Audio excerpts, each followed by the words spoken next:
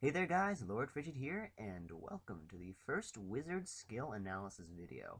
This is a series of videos where I will be doing an in-depth analysis of wizard skills and their associated skill runes. And I'm doing this mostly for the benefit of my wizard guide on the forums, which I will have a link for in the description in case you guys want to check it out.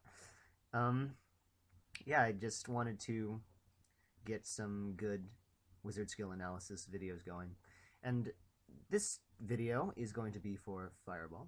So I think the first thing that needs to happen is that we need to see how Fireball levels up. So let's take a look over here. So as we can see, Fireball starts at 80% attack damage, has a cooldown of 4 seconds, and a mana cost of 3. As you upgrade it, its attack damage will increase by 4%, its cooldown will decrease, and its mana cost will increase.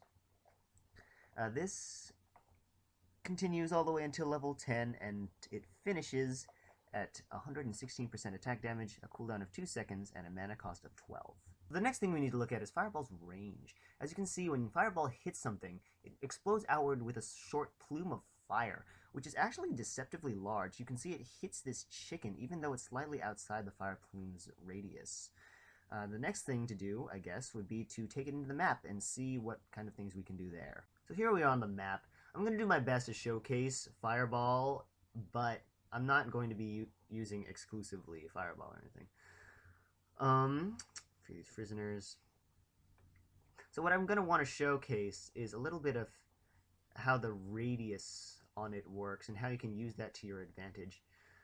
Let's take a look. Okay, so there's a thing I probably should talk about. The Crazed Sapper, the one with the exploding barrel on his back, did not get hit by the Fireball even though he was clearly within the range of that fire plume. And what I think happened there is the target I did hit with Fireball, there was actually a little bit of lag on its position in the game.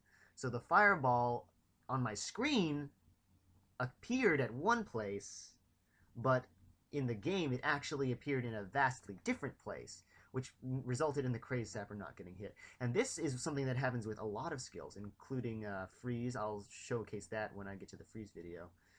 Here's another thing to note. That crate that I hit will destroy all 4 of those destructibles. Likewise, this center barrel will destroy that entire group. And if I skip to a different run here, if I do not hit that crate or that very specific barrel, then Fireball will actually fail to destroy all the consumables in the group.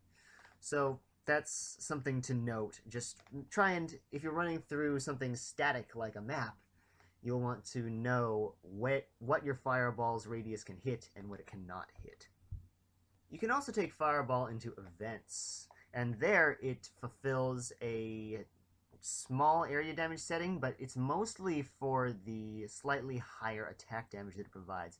Its cooldown is incredibly small, but it is long enough that you can get a few basic attacks off, and with mana drain, you'll restore your mana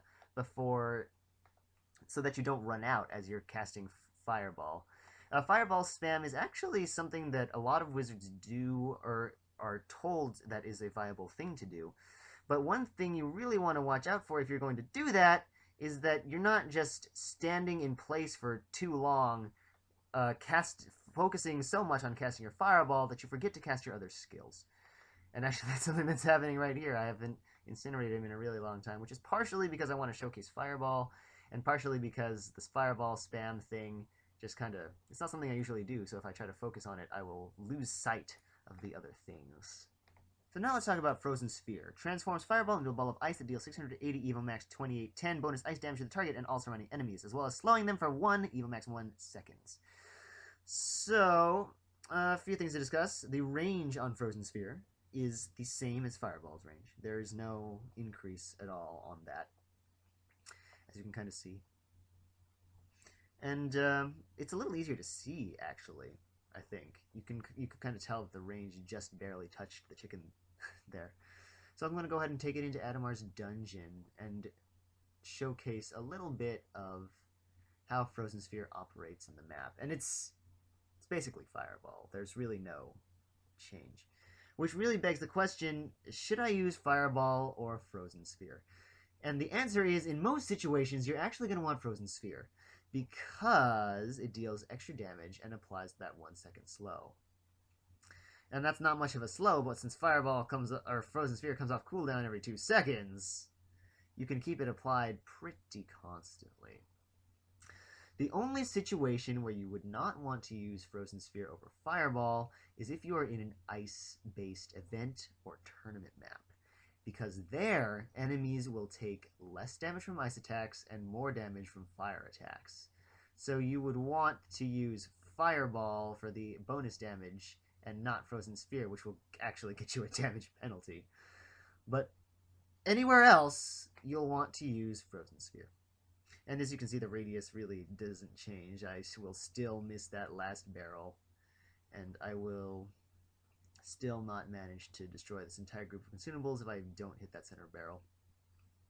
So yeah, that's Frozen Sphere for you. I hope this video was useful for you, and I will catch you next time.